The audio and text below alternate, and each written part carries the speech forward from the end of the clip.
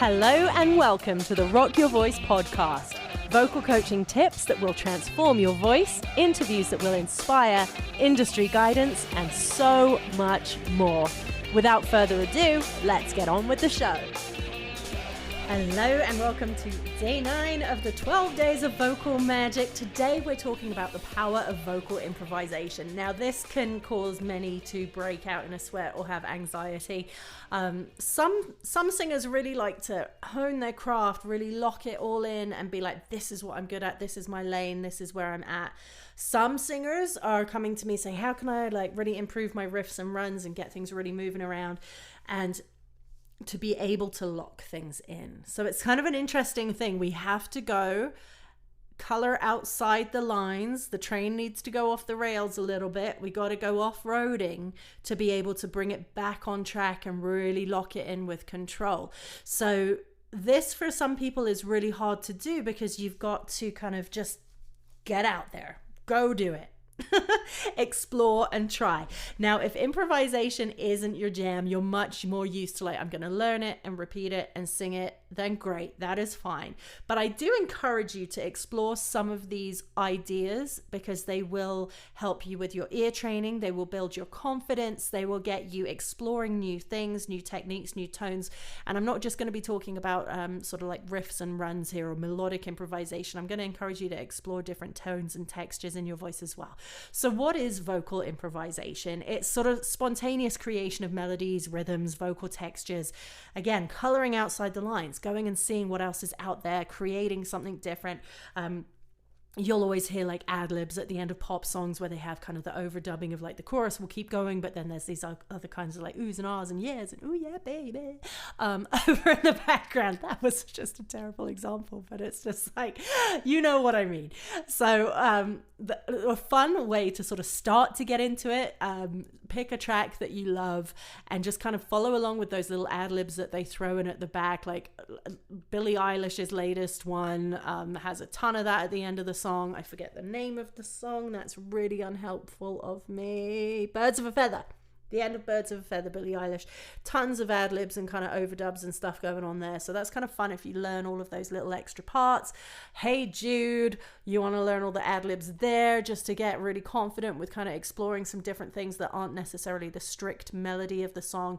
But go listen to your favorite songs and try learning those ad-libs for a start, because that will be learning something that's different to what you would create, and just see if you come up with some ideas or some inspiration there.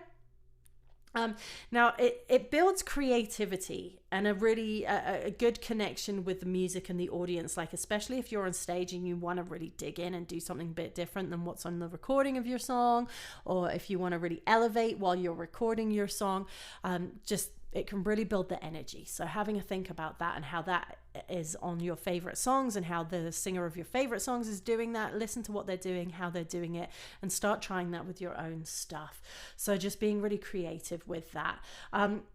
There's a sort of a time and a place for it as well. So when you're writing or when you're recording or when you're singing, just be mindful of where it needs to be, when you're over singing, when it shouldn't be. Just, you don't always have to do so much.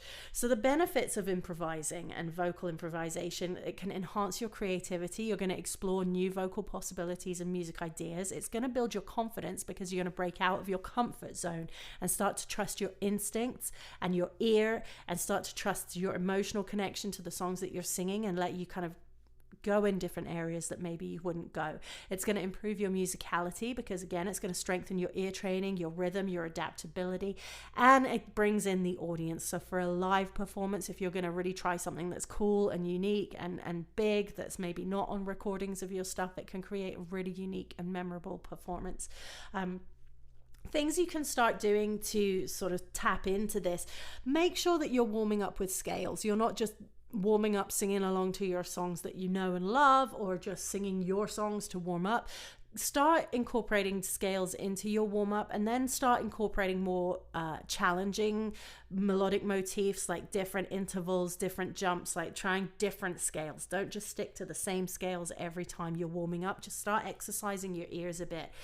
Use call and response exercises. These are really fun. It's if you think about it like a conversation, if it's la la, like you've got your first line, and that was just like off the top of my head, completely terrible, but just an example of like something sounds like it's asking a question and then something sounds like it's answering that. So play around with things like that if you are a songwriter and you're creating music. So play around with call and response. Think about call and response when you're creating any of these ad libs, because that translates to the listener as something that's relatable, logical, and they're going to really be able to connect to it easily. Experimenting with riffs and runs, so you can start simple and gradually build up the complexity. So obviously you've got your go-tos like your Ariana Grande's, your Mariah Carey's for all of those riffs and runs. There's some really fun stuff there. I'm trying to think of a great suggestion for a male. Freddie Mercury does some really cool riffs and runs, and I'm sure there's a ton more recent ones, but they're not coming to me right now. But go and learn some cool riffs and runs. Challenge yourself. A trick to that is the settings on YouTube. You can slow down the settings without messing with the key, and you can really learn some intricate riffs and runs by doing that. So I'd encourage you to go check all of that out. There's also an episode on the podcast with Natalie Weiss. She is like the queen of teaching riffs and runs, and she has a really cool numerical system that she uses. If that resonates with you, if that system works for you, it is gold. So I'll put a link in the show notes to the episode with Natalie. Well worth checking out, and well worth checking out any of her programs too, because she's brilliant at teaching riffs and runs. Playing with dynamics and texture, so adding breathiness, adding some distortion, or flipping to falsetto. Don't be afraid to kind of try different kind of colors or shades or tones of your voice. Explore different things, and just overcoming the fear of improvisation. So practice a bunch by yourself when you're in a non-judgmental situation where you're not going to be judging what you're doing. You're just going to have fun. Like sit down and be like, look, this is going to be messy, this is going to be fun, I'm going to play with my voice and see what happens. So let go of the perfection, embrace mistakes as part of the creative process. You are learning. Okay, if a toddler just one day just stood up and just started walking around the room and doing like day-to-day activities, you would freak out. Learning new skills is not easy. You fall, okay? You're allowed to fall when you are trying to learn these new skills. And start small, start simple, improvise over simple chord progressions or melodies that you know really well if you do play an instrument, or maybe this is a good opportunity for you to learn 2 or 3 simple chords on an instrument just so that you can kind of play around and noodle over the top. And you don't even need to really know what you're doing. Okay, don't come at me, anybody. But when you're learning an instrument, of course, it's great to get coaching and training from a pro it's gonna really advance you. But say you've got an old piano in your house that no one's ever touched. You don't need to know how to play C, D, G, E, whatever. You don't need to know how to play these. You can sit down, trust your ears, see what you create. Play with that instrument and see what comes out. And if you just learn to repeat the patterns. You don't have to know what the chords are. Just play around, see what happens, have fun, and explore music. And make sure that you're always kind of doing it in a safe physical space where you're not going to be judged. People aren't going to be like criticizing you. No one's going to judge you. Or even if you're in a space where you can't, where you're going to make noise and people are going to hear you, like your family or whatever, just tell them, I'm improvising. I'm trying stuff that's going to sound crappy. I'm trying to expand my horizon here. Broaden my scope. So judge all you will, but the messier it gets, the more I'm learning. So you just let people know that, and let yourself know that too. If you're kind of a bit further up the ladder, you can use a looping pedal. These things frustrate me to no end. They are phenomenal when you know how to use them, and you can use it correctly. So if you're not quite there yet, don't send yourself into a spiral of frustration like I did. But looping pedals are fantastic for just improvising and jamming over. Or pull up like a beat on YouTube, be like, check out like, I don't know, Taylor Swift type beat and see what comes up, and then just improvise over the top of that. If you like Taylor Swift or anyone that you do like, you could put in like Metallica type beats or Metallica type instrumental, and there was tons of cool stuff comes up on YouTube if you want to try that. And then you can kind of listen back to stuff. You can record ideas and listen back, and you'd be like, wow, that was really cool. How did I even do that? And if you're confident, if you're not going to judge yourself too harshly, do hit record, because sometimes pure gold will fall out of your face and then you'll be like, what did I just do? And then it's gone forever. But if you are recording, you will have a record of it. And collaborating with others if you're more confident, be like, hey, let's just have a messy jam and see what we come up with, see what I can do. So just try things, don't be hard on yourself, let it be messy, and just explore, see where you go, try new textures, try new tones. This might be where you discover something really unique about your voice that you never knew was there before, and you might be able to do some really, really cool stuff. So good luck, have fun, and I can't wait to hear all about it. I'll be back again soon with more.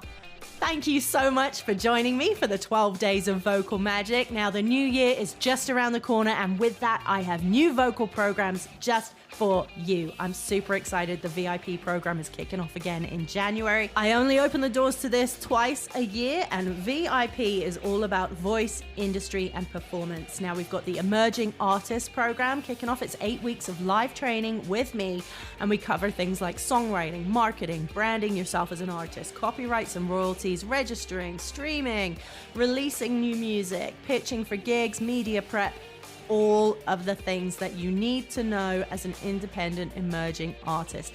So if you are just taking the journey from hobby singer into emerging artist, this is the course for you.